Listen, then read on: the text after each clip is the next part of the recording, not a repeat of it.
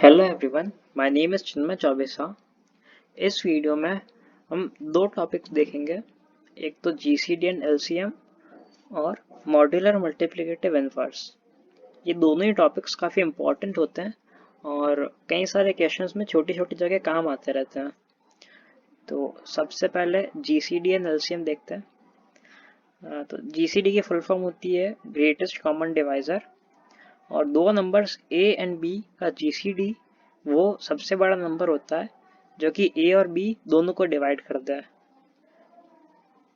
इसको मैथमेटिकली अपन ऐसे लिख सकते हैं, मतलब कि GCD of A comma b is maximum k such that k divides a and k divides b. मतलब कि ए और बी दोनों को जो नंबर डिवाइड करता है वो मैक्सिमम नंबर ए और बी का जीसीडी होता है।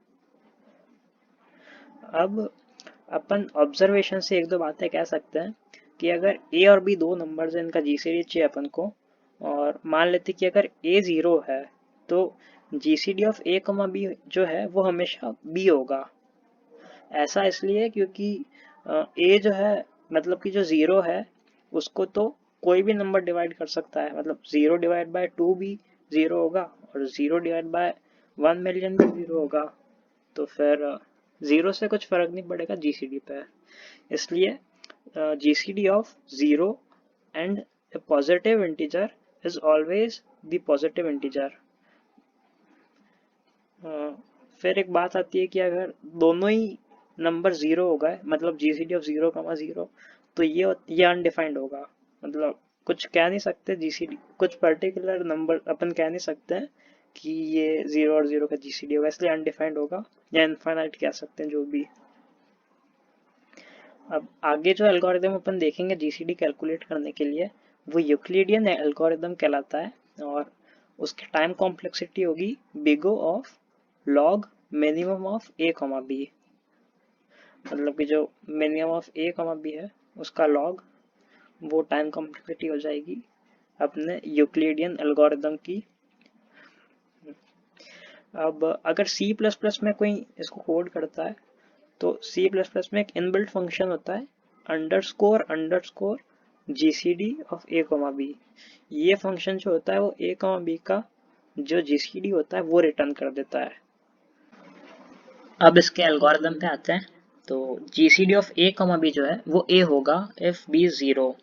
ऐसा अपन ने पहले ही ऊपर देख लिया था ऑब्जर्वेशन से कि अगर एक नंबर जीरो है तो दूसरा नंबर ही जीसीडी हो जाएगा, और if b is not zero then GCD of A comma B is GCD of B comma A modulus B। अब A modulus B क्या है पहले ये देखते हैं। तो A modulus B का मतलब कि अगर A को B से डिवाइड करेंगे तो जो रिमाइंडर आएगा वो A modulus B कहलाएगा। एक एग्जांपल लेते हैं कि अगर जैसे A 12 है और B 5 है तो 12 मॉडुलस 5 2 होगा, क्योंकि जब 12 को 5 से डिवाइड करेंगे तो रिमाइंडर 2 आएगा। ठीक है, तो ये हो गया ए मॉडुलस बी का मतलब। अब ये देखते हैं कि GCD of A comma B को GCD of B comma A modulus B के बराबर कैसे किया है। तो प्रूफ पे आते हैं। अब इसको प्रूव करने के लिए अपन दो चीज करेंगे। सबसे पहले ये प्रूव करेंगे कि जो लेफ्ट हैंड साइड है वो राइट हैंड साइड को डिवाइड कर देती है, और ये प्रूव करने के बाद फिर दूसरी चीज करेंगे कि जो राइट हैंड साइड है वो लेफ्ट हैंड साइड को डिवाइड कर देती है। तो अगर दोनों एक दूसरे को डिवाइड कर पा रही है तो अपन उससे ये कह सकते हैं कि दोनों बराबर है, क्योंकि जैसे दो नंबर हैं ए और बी, अगर ए बी को भी डिवाइड कर देता है और बी भी ए को डिवाइड कर देता है तो ए इज इक्वल टू बी अपन कह सकते हैं। ठीक है, तो सबसे पहली चीज करते हैं। पहले देखते हैं कि left hand side right hand side को डिवाइड कर पाती है कि नहीं। इसको प्रूव करने के लिए अपन एक वेरिएबल मान लेते हैं सबसे पहले डी, जो कि होगा GCD of A comma b. ठीक है, तो डेफिनेशन से अपन सीधे ही ऐसा कह सकते हैं कि d divides a and d divides b. Definition से एक सीधा अपन ने कह दिया। ठीक है, अब आगे बढ़ते हैं। तो पहले ए मॉडुलस बी जो है उसको अपन ए और बी के टर्म्स में लिखते हैं। तो उसको अपन ऐसा लिख सकते हैं कि a modulus b is equal to a minus b into a by b rounded down.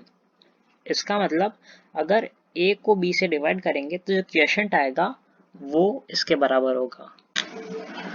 अब अपन देखते हैं कि जो d है वो a मॉडुलस b को डिवाइड कर पाता है कि नहीं कर पाता है। तो d a को डिवाइड कर देगा और b को भी डिवाइड कर ही देगा, ऐसा अपन ने इधर डेफिनेशन से देख लिया था। तो फिर अपन ऐसा कह सकते हैं कि a मॉडुलस b की इंडिविजुअल टर्म्स को d डिवाइड कर रहा है, मतलब कि a मॉडुलस b को भी d डिवाइड कर ही देगा। तो फिर a modulus b is divisible by GCD of a, b, ऐसा अपन कंक्लूड कर सकते हैं। ठीक है, तो अपन दो चीजें इधर कह सकते हैं कि d will divide b and d can also divide a modulus b। ठीक है, तो इन दो बातों से फिर अपन एक और चीज कह सकते हैं कि d can also divide gcd of b, a modulus b, या फिर gcd of a, b can divide gcd of b, a modulus b। ठीक है, यही अपन को प्रूव भी करना था, ये प्रूव हो गया, हेंस प्रूव्ड।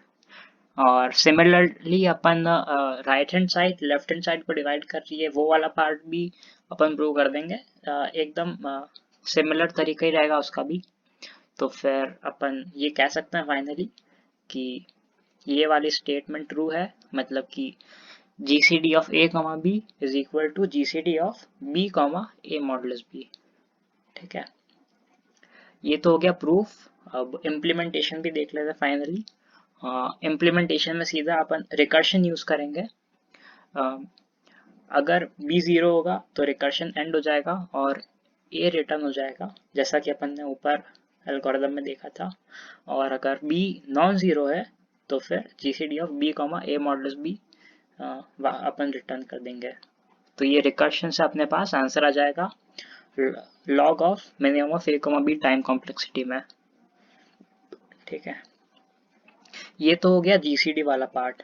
अब एलसीएम भी देख लेते हैं। एक फॉर्मूला होता है LCM of a, b is a into b upon GCD of a, b। तो जीसीडी अपन फाइंड कर लेंगे और a इंटू बी से डिवाइड कर लेंगे तो अपने पास सीधा एलसीएम आ जाएगा। ये तो सीधा सही है। एलसीएम फाइंड करने के लिए पहले जीसीडी फाइंड करेंगे और a इंटू बी से डिवाइड कर देंगे तो अपने पास एलसीएम भी आ जाएगा। अगर एलसीएम की टाइम कॉम्प्लेक्सिटी देखें तो वो जीसीडी की टाइम कॉम्प्लेक्सिटी के बराबर ही होगी, क्योंकि अपन एक बार जीसीडी फंक्शन कॉल कर रहे हैं फिर एक सिंगल ऑपरेशन कर रहे हैं, तो टाइम कॉम्प्लेक्सिटी तो दोनों की बराबर ही रहेगी। ठीक है, तो अपना एलसीएम एंड जीसीडी वाला पार्ट इधर खत्म होता है। अब शुरू करते हैं अपन मॉड्यूलर मल्टीप्लिकेटिव इनवर्स। तो सबसे पहले अपन देखते हैं कि मॉड्यूलर मल्टीप्लिकेटिव इनवर्स होता क्या है। तो a modular multiplicative inverse of an integer a is an integer x such that a into x is congruent to 1 under some modulo m। ठीक है, इसका मतलब कि a into x modulo m should be equal to 1। इसको अपन ऐसे भी लिख सकते हैं मैथमेटिकल टर्म्स में, a into x is congruent to 1 mod m। ठीक है, इसका मतलब वही होता है कि a into x modulo m is equal to 1।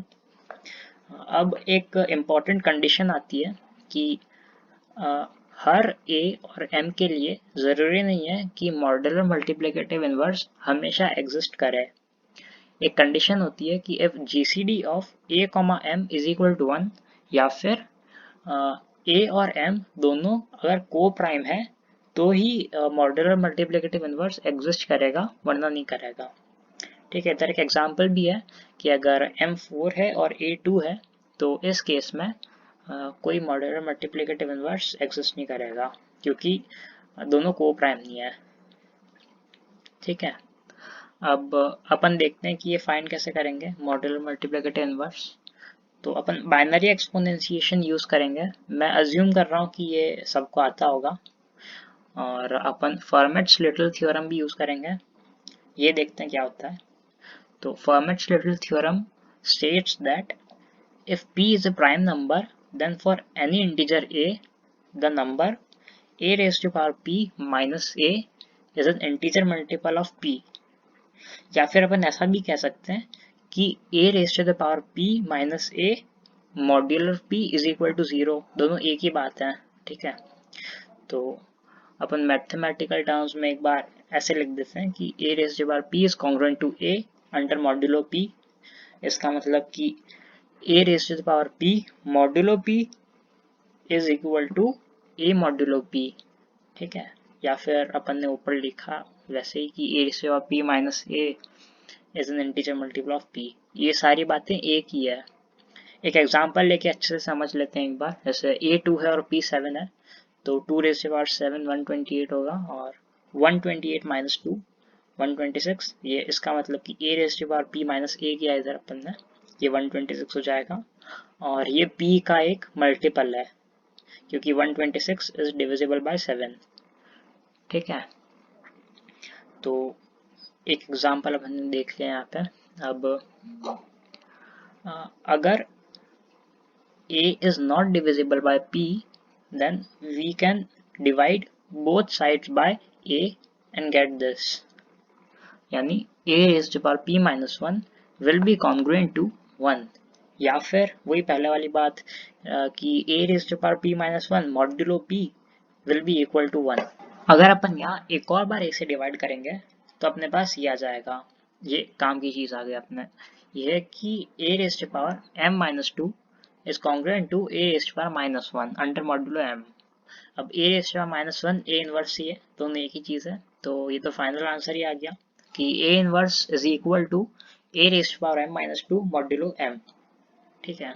और a raised to power m minus 2 upon binary exponentiation use करके निकालेंगे, और मैं अज्यूम कर रहा हूँ कि ये सबको आता होगा, इसलिए वो मैंने बता रहा हूँ।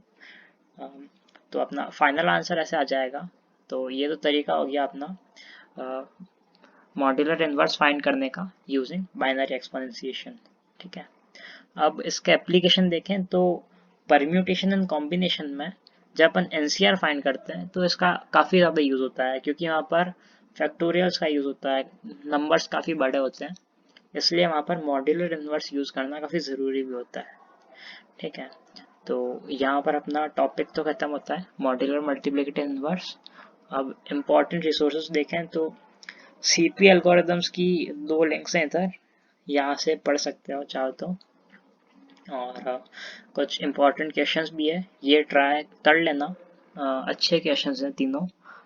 और वीडियो अपने यहाँ ख़त्म होती है, बाकी वीडियो को लाइक करो, चैनल को सब्सक्राइब करो, और बाय बाय, थैंक यू।